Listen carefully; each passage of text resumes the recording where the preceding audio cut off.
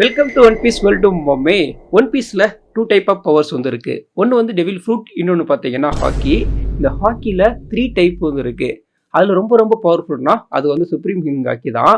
அதை யார் ரொம்ப ஹையாக யூஸ் பண்ணுவாங்க, அதில் யார் ஜித்து அப்படிங்கிறத பற்றியெல்லாம் நான் ஒரு வீடியோ ஆல்ரெடி போட்டேன். நீங்கள் பார்க்காம இருந்தீங்கன்னா அதை வந்து பார்த்துருங்க. இந்த வீடியோவில் என்ன பார்க்க போகிறோம்னா ஆர்மமெண்ட், இன்னொன்று அப்சர்வேஷன் ஹாக்கி. இது யார் ரொம்ப அல்ட்ரா யூஸ் பண்ணுவாங்க அப்படிங்கிற ஒரு ரேங்கிங் வீடியோ தான் இந்த வீடியோ. இந்த வீடியோ ஸ்டார்ட் பண்ணுறதுக்கு முன்னாடி நீங்கள் உங்களோட அப்சர்வேஷன் ஆக்கி அன்லாக் பண்ணி நம்ம சேனலில் சப்ஸ்கிரைப் மட்டும் பண்ணி விட்ருங்க.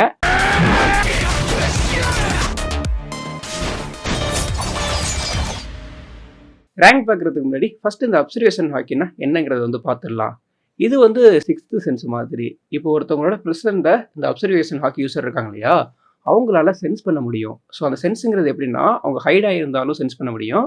இன்னும் ஒரு சில பேர்லாம் ரொம்ப தூரத்தில் இருந்தாலும் அவங்கள வந்து சென்ஸ் பண்ணுவாங்க. அவங்களோட பவர்ஸ், அவங்களோட ஆரா கலர், அவங்க என்ன திங்க் பண்ணுறாங்க, ஸோ அவங்க காமாக இருக்காங்களா இல்லை சண்டை போட போகிறாங்களா, ஸோ அந்த மாதிரி எல்லாத்தையுமே இவங்களால வந்து சென்ஸ் பண்ண முடியும். அதுக்கப்புறமா அதையே அல்ட்ராவாக யூஸ் பண்ணுறது இருக்குது.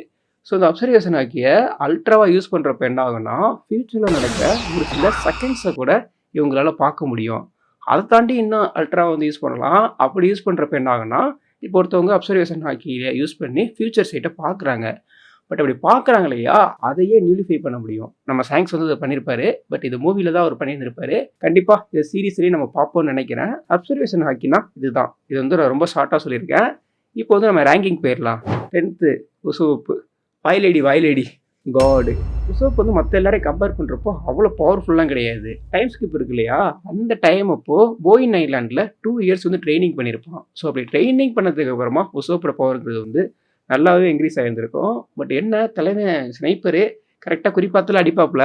ஆனால் அந்த எய்ம் பண்ணுறதுக்கு, அவங்கள அட்டாக் பண்ணுறதுக்கு இவனுக்குள்ளே வந்து ஒரு சின்ன பயம் இருக்கும். அதை மட்டும் ஓவர் கம் பண்ணிட்டான்னா உசோப் வந்து எங்கேயோ போயிடுவான்.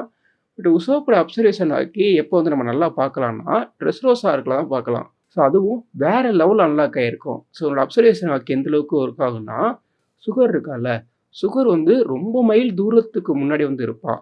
ஸோ அவளை கரெக்டாக ஃபைன் பண்ணி இங்கேருந்து ஷூட்டை போடுவாப்புல.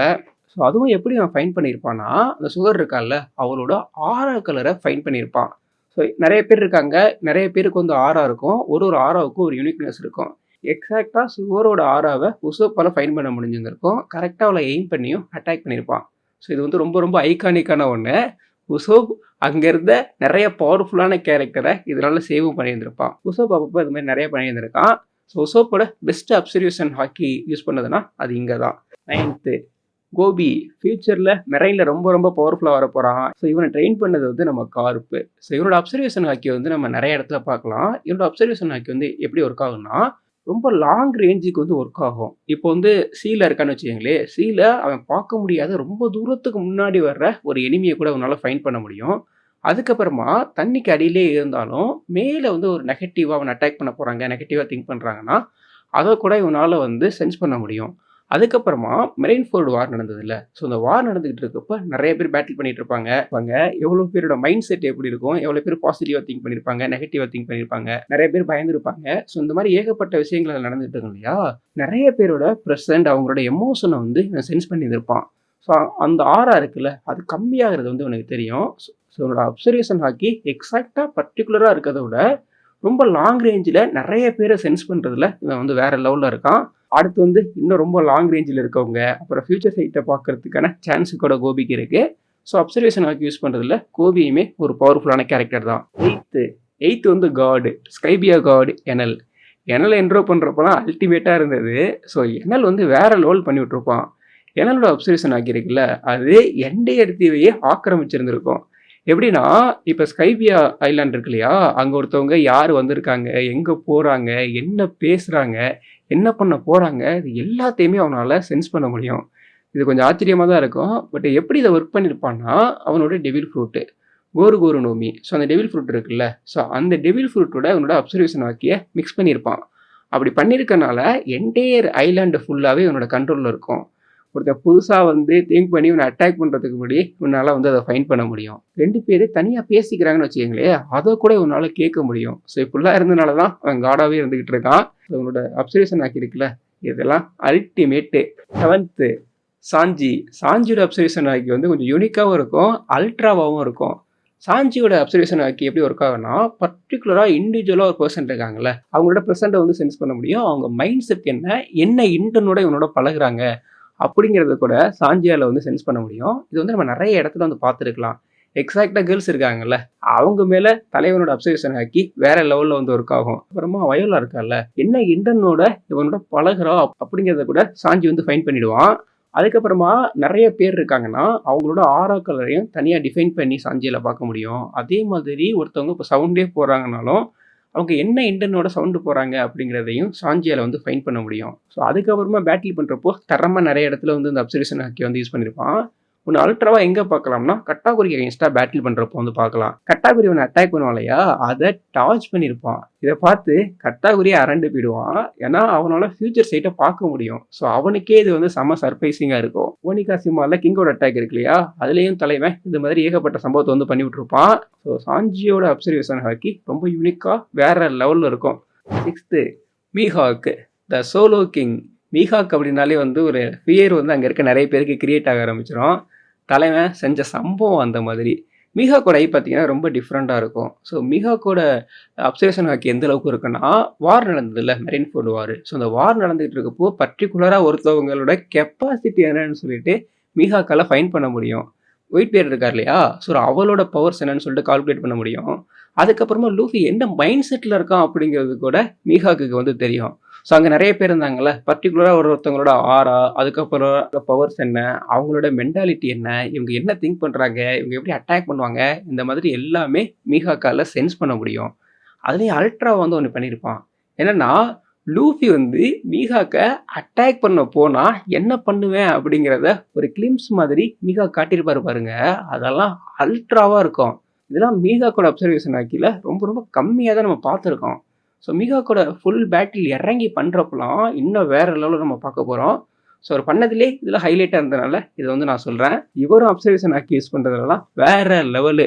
5th rally the dark king. Rally வந்து 3 டைப் ஆஃப் ஹாக்கியையும் வேற லெவல்ல யூஸ் பண்ணுவாரு. இவர் தான் லூஃபிக்கு ஹாக்கினா என்ன, அதை எப்படி அவேக்கன் பண்ணணும், அதை எப்படி யூஸ் பண்ணணுங்கிற பேசிக் எல்லாத்தையுமே சொல்லிக் குடுத்துருந்திருப்பாரு. அதுலயும் ரேலி இருக்கார்ல, அவர் பர்ட்டிகுலரா ஒருத்தவங்கள அஃபெக்ட் ஆகுற மாதிரி கூட ஹாக்கிய வந்து யூஸ் பண்ண முடியும். அதுக்கப்புறமா அவரோட அப்சர்வேஷன் ஹாக்கி வந்து எங்கே பார்க்கலாம்னா, லூஃபிக்கு வந்து ட்ரெயின் பண்ணிட்டு இருப்பார் இல்லையா, அப்போதைக்கு ஒரு எலிஃபென்ட் வரும். அந்த எலிஃபென்ட்டோட அட்டாக்க அசால்ட்டா அவர் வந்து டீல் பண்ணியிருப்பாரு. அதுல இன்னும் நம்ம எக்ஸாக்ட்டா பார்க்க வேண்டியது என்னன்னா, அது எந்த பாத்துல வரும், என்ன டைமிங்ல வரும். ஸோ இது எல்லாமே அவருக்கு வந்து தெரிஞ்சிருந்திருக்கும்.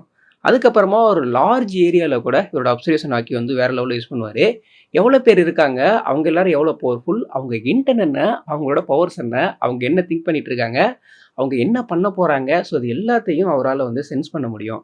இதுல என்ன ஒரு பெரிய ப்ளஸ்னா, இப்போ வந்து ஒரு 100 பேர் இருக்காங்கன்னு வச்சுக்கங்களேன். அந்த 100 பேர்ல யார் யார் பவர்ஃபுல், எத்தனை பேர் இவர் லெவலுக்கு பவர்ஃபுல்லா இருக்காங்க, இவர தாண்டி எவ்வளோ பேர் பவர்ஃபுல்லா இருக்காங்க. ஸோ இது எல்லாத்தையும் எக்ஸாக்ட்டா அவரால வந்து ஃபைண்ட் பண்ண முடியும்.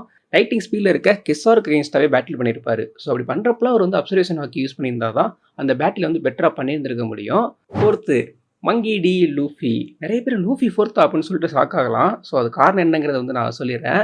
லூஃபி வந்து ஃபர்ஸ்ட் வந்து ரேலே கிட்ட தானே ஹாக்கி எப்படி யூஸ் பண்றதுங்கிறத லேர்ன் பண்ணியிருப்பான். ஸோ பண்ணப்பவே அவனுக்கு பேசிக்கா இருக்க எல்லாமே தெரியும். பிரசன்ட்ட சென்ஸ் பண்றது, அதுக்கப்புறமா ஒருத்தவங்களோட எமோஷன் என்ன, பவர்ஸ் என்ன, ஸோ இது எல்லாமே தெரியும். பட் இது எல்லாமே தெரிஞ்சாலும் அப்சர்வேஷன் ஹாக்கியோட லிமிட் இருக்கு இல்லையா, அது ரொம்ப ஹை.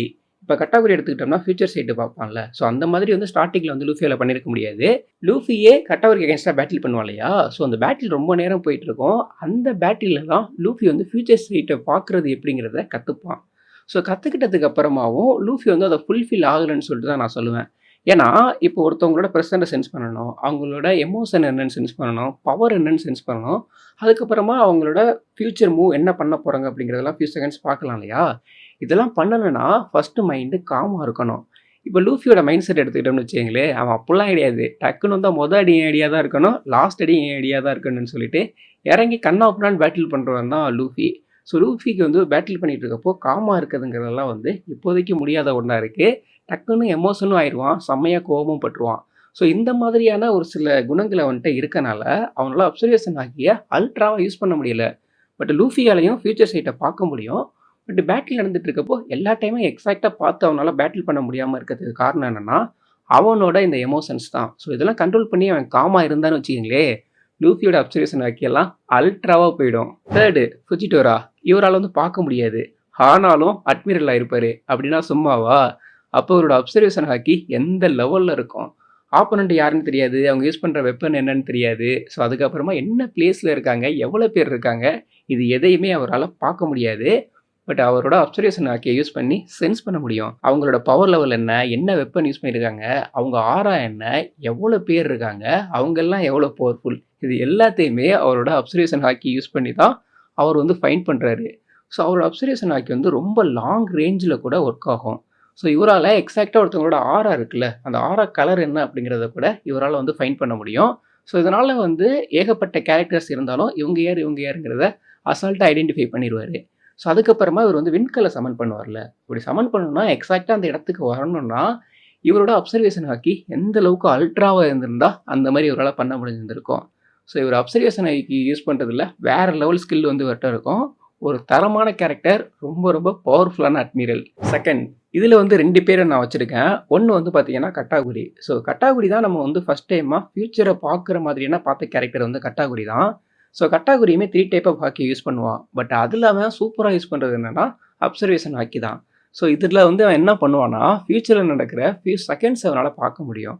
அப்படி பார்க்கறனால என்னென்னு வச்சுங்களேன், ஒருத்தவன் ஆல்ரெடி எங்கே அட்டாக் பண்ண வருவான் அப்படிங்கிறத இவனால் வந்து ஃபைண்ட் பண்ண முடியும்.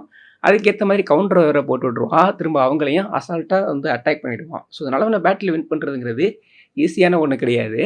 ஃப்யூச்சர் சைட்டை அன்லாக் பண்ணியிருக்கானா அந்த அப்சர்வேஷன் ஹாக்கியை எவ்வளோ ட்ரெயின் பண்ணி எவ்வளோ கஷ்டப்பட்டு அந்த இடத்த வந்து அச்சீவ் பண்ணியிருப்பான். ஸோ 3 டைப் ஆஃப் ஹாக்கியை யூஸ் பண்ணாலும் கட்டாகுரி யூஸ் பண்ணுறதுல அல்ட்ராவான ஒரு ஹாக்கினா அது வந்து அப்சர்வேஷன் ஹாக்கி தான். செகண்ட்லி இன்னொரு கேரக்டரை நான் வந்து சொல்கிறேன். யாருன்னா யசோப், நம்ம ஒசோப்போட அப்பா. இவர் வந்து ஸ்னைப்பர். இவர் எய்ம் பண்ணி அட்டாக் பண்ண எதுவுமே இது வரைக்கும் மிஸ்ஸே ஆனது கிடையாது. ஒரு 100 அடி தூரத்தில் இருக்க எறும்போட ஆண்டனாவை கூட அசால்ட்டாக அடிப்பார், அந்த எறும்புக்கு எதுவும் ஆகாமல். ஸோ இவரோட அப்சர்வேஷன் ஹாக்கி எந்த அளவுக்கு இருக்குன்னா, இவராலையும் ஃபியூச்சர் சைட்டை வந்து பார்க்க முடியும். ஆல்ரெடி இவரால் ஃபியூச்சர் சைட்டை பார்க்க முடியுங்கிறனால யாராவது ஒருத்தவங்களை டார்கெட் பண்ணுறாருன்னு வச்சுக்கோங்களேன், அவங்க எங்கே போகிறாங்கிறத இவரால் முன்னாடியே பார்க்க முடியும், அசால்ட்டாக அடிப்பார். திரும்ப எங்கே போகிறான் அப்படிங்கிறதையும் பார்க்க முடியும், அதையும் அசால்ட்டாக அடிப்பார். ஸோ இந்த மாதிரி இவர் அல்ட்ராவாக எங்கே போனாலும் அட்டாக் பண்ணிட்டே இருப்பார். ஸோ ஒரு ரொம்ப பவர்ஃபுல்லான ஸ்னைப்பராக இருக்கிறதுக்கும் இந்த அப்சர்வேஷன் ஹாக்கி இருக்கு இல்லையா, இது ரொம்ப ரொம்ப இம்பார்ட்டண்டான ஒன்றா இருக்குது. ஸோ இவருமே அப்சர்வேஷன் ஹாக்கியை அல்ட்ராவாக யூஸ் பண்ணுவார். ஃபஸ்ட்டு இந்த சாங்ஸ்னாலே ஆரா ஆட்டோமேட்டிக்காக நமக்குள்ளே வந்துடுது.